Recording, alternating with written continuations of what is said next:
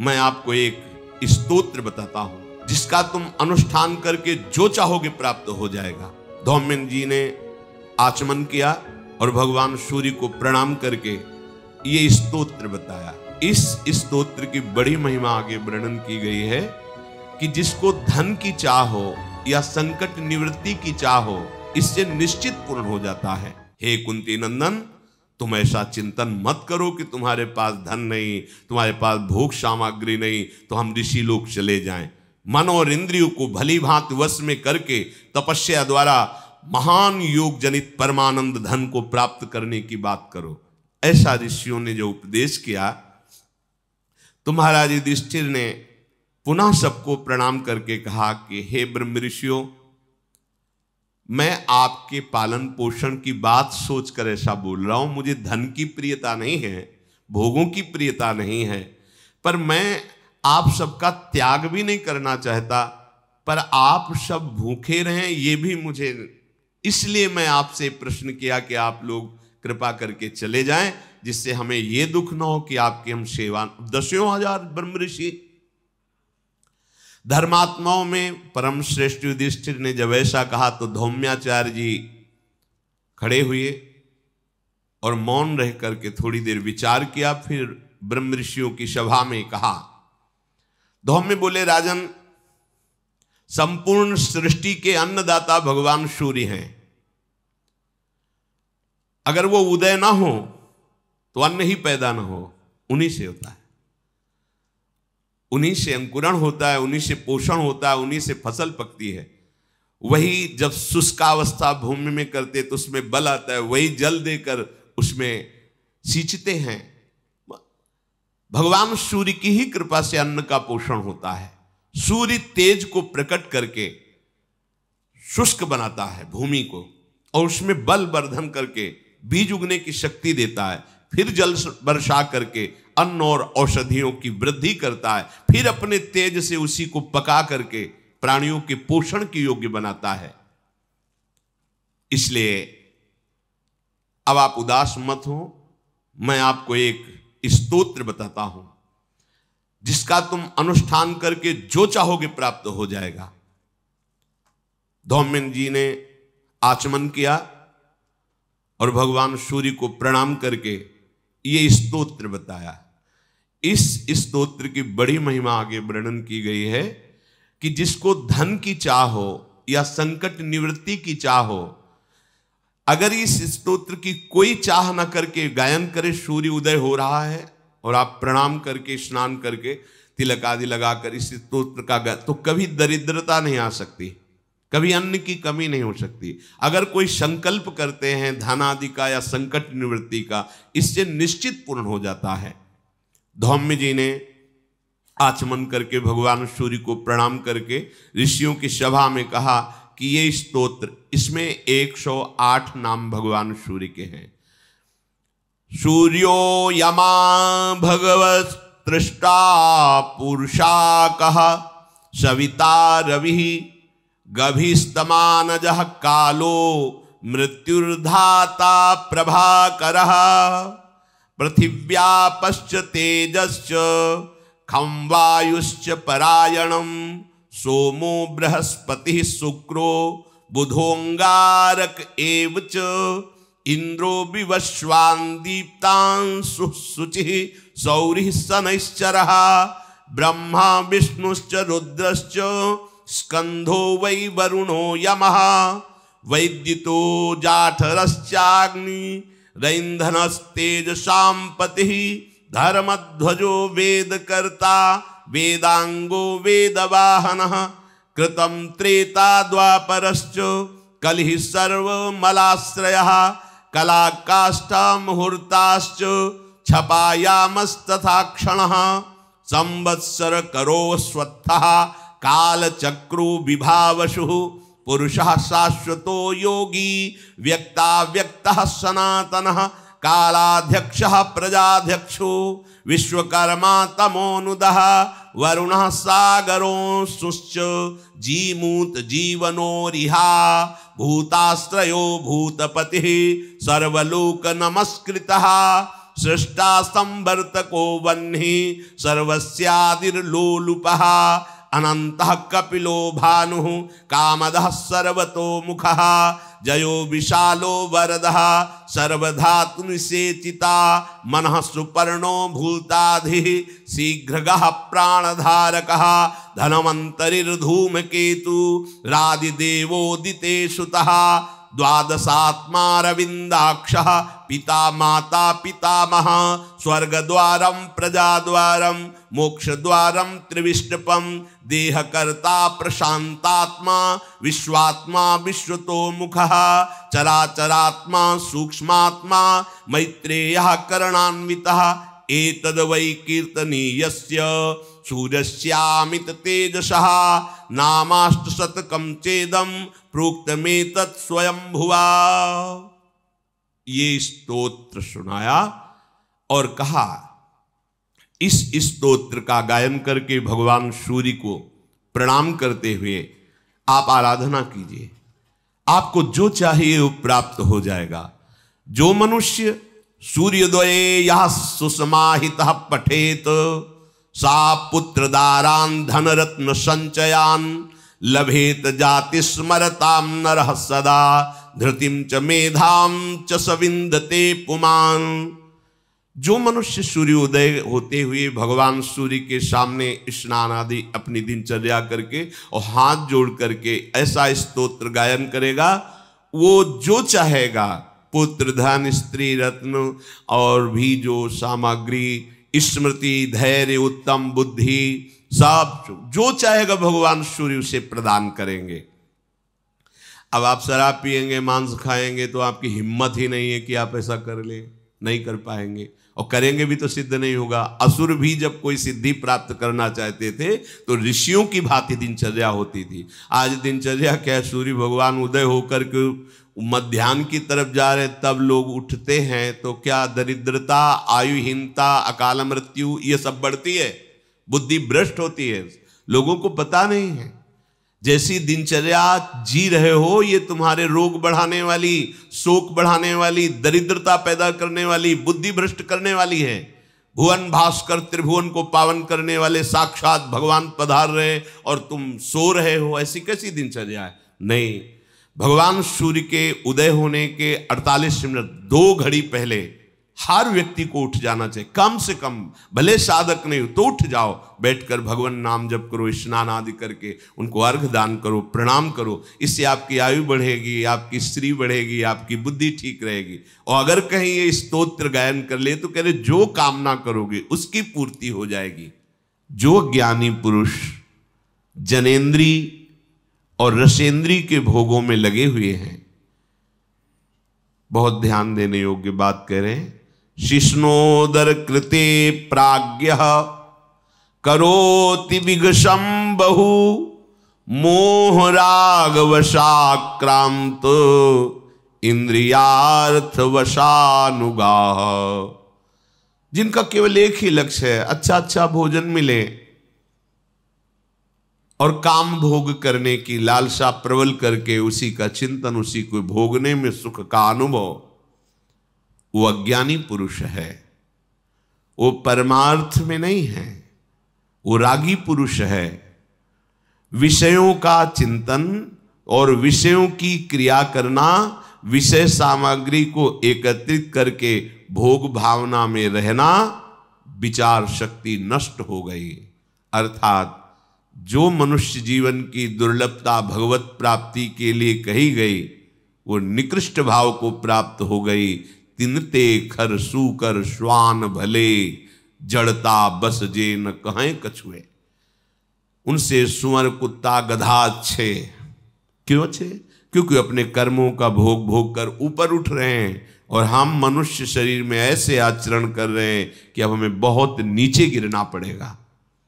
जहां विचार शक्ति लुप्त हुई तो दशा बदल जाती है अजितेंद्रीय पुरुष की, बड़ी दुर्गति को प्राप्त होता है। अभी तो पता नहीं चलता, जब उसका फल आता है, कर्म भोग का परिणाम आता है, तब त्राहिमाम मचता है हृदय में। कोई रास्ता दिखाई नहीं देता कि हम जिस रास्ते से चल करके अब अपने को बचा ले। सदिन्द्रियाणि विषयं समागच्छन्ति वै यदा तदा प्रादुर्भवत्तेषां पूर्व संकल्पजं मनः। एक बात जीवन में बहुत अनुभव की हम बताते हैं, अपने विचार में संक्रामक विचार ना आने दे साधक, भगवत प्राप्ति के मार्ग का उपासक। अपने विचारों को सद्गुरुदेव के और शत शास्त्रों के विचारों से मिलाए, बस। अन्य के विचार हमें नहीं चाहिए। नहीं, हमारे विचार में संक्रामक भाव आ जाता है और वो हमको गिरा देता है।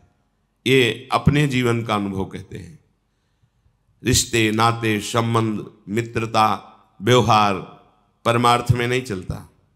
परमार्थ में सद्गुरु के विचार, शास्त्र का सिद्धांत अपने विचारों को नापने के लिए है कि मेरे विचार सही हैं या गलत, वो सद्गुरु की वाणी और शास्त्र वाणी से सम्मत करते हैं। हाँ ठीक है, बस। फिर किसी की सलाह, किसी के विचार, किसी का उपदेश अपने विचारों में नहीं आना चाहिए।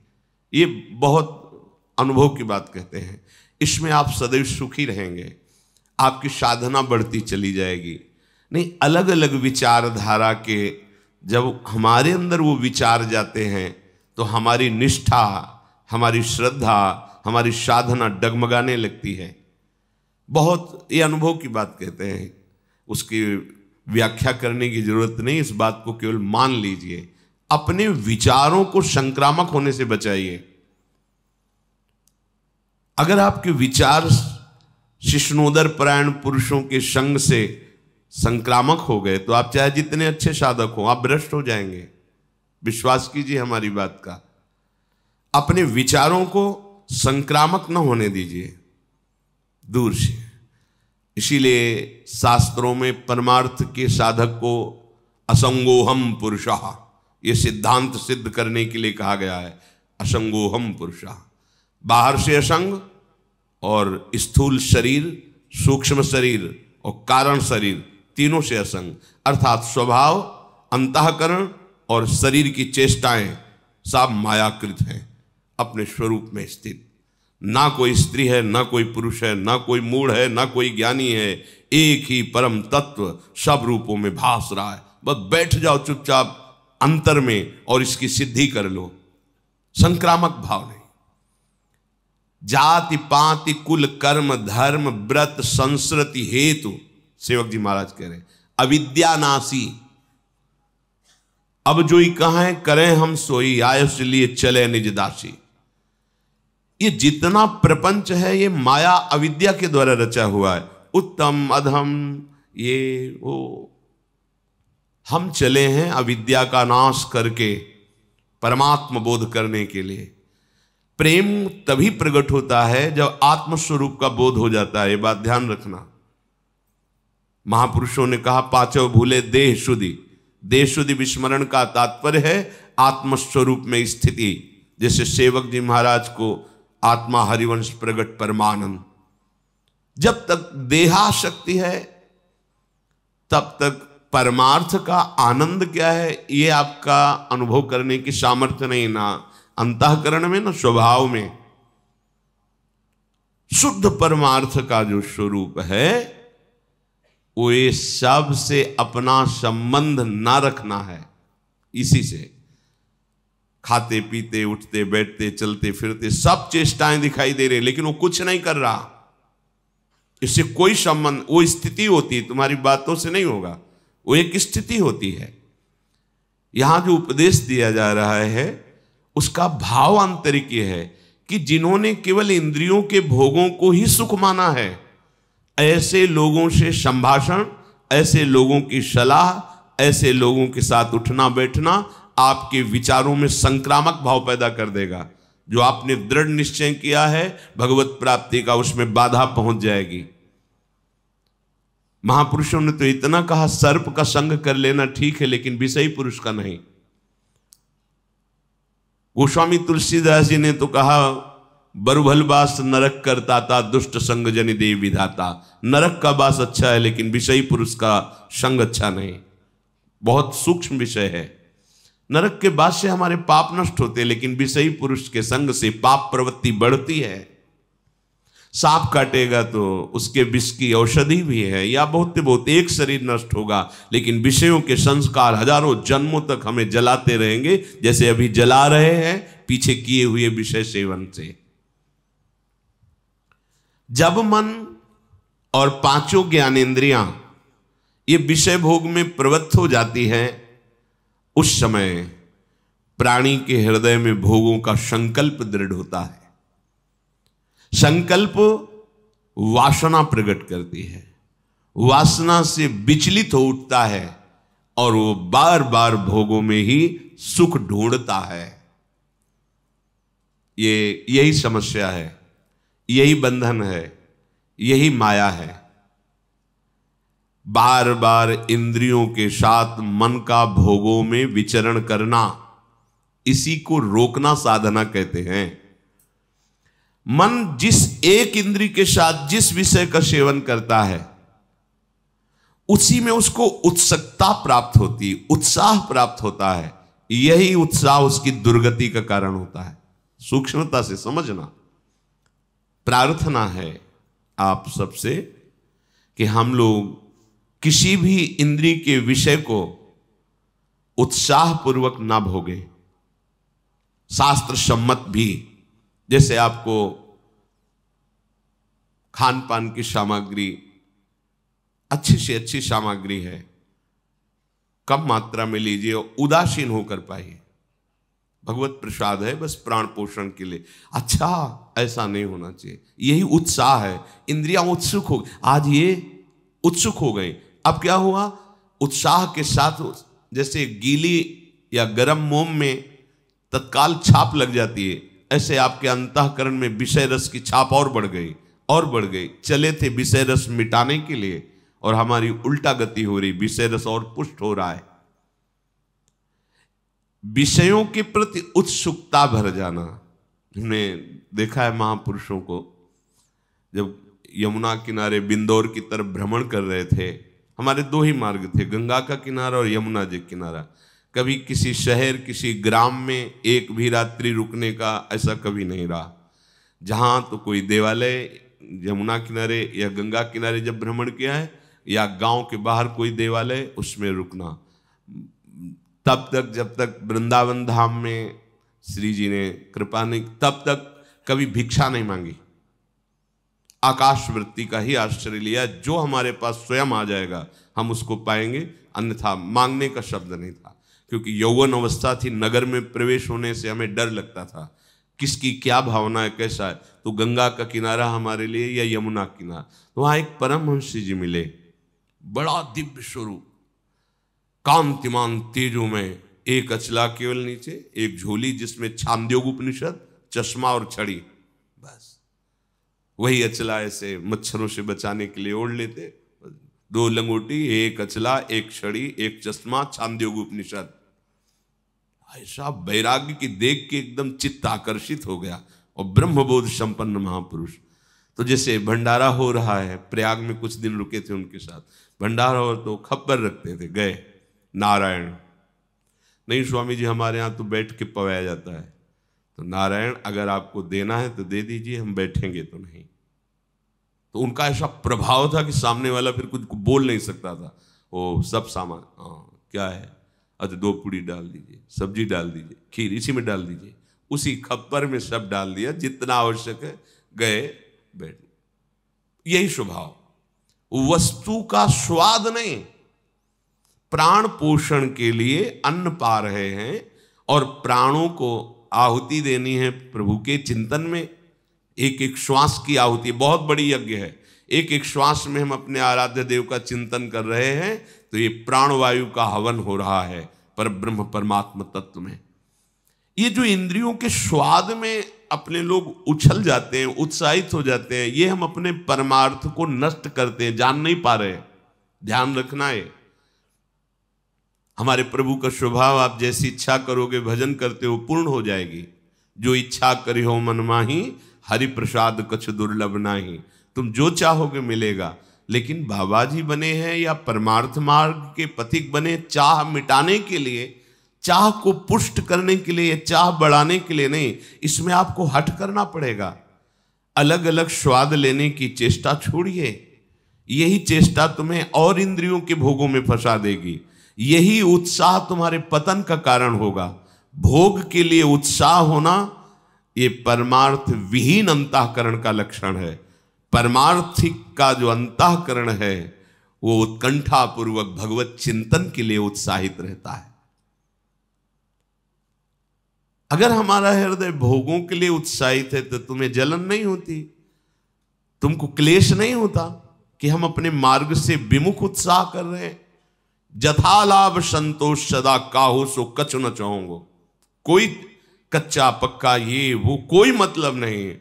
भाग्य प्रारब्ध के अनुसार या प्रभु के विधान के अनुसार जो है उसको उचित रूप में, हाँ 2 रोटी डालिए, सब्जी डालिए, बस प्राण पोषण करना है और भगवत तत्व में लीन होना है। खा पी के खूब भोगों को थोड़ी भोगना है।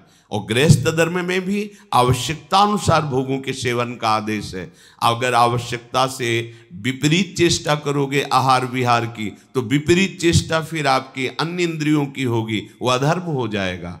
चाहे जो कोई हो, अध्यात्म सुख लेना है तो इंद्रियों के भोगों में उत्साह न रखते हुए केवल प्राण पोषण या भगवत आज्ञा का पालन करने के लिए, चाहे वो गृहस्थ हो या विरक्त हो, जैसा शास्त्र सिद्धांत है उसके अनुसार चले। उत्साह पूर्वक भजन करने में वृत्ति लगनी चाहिए।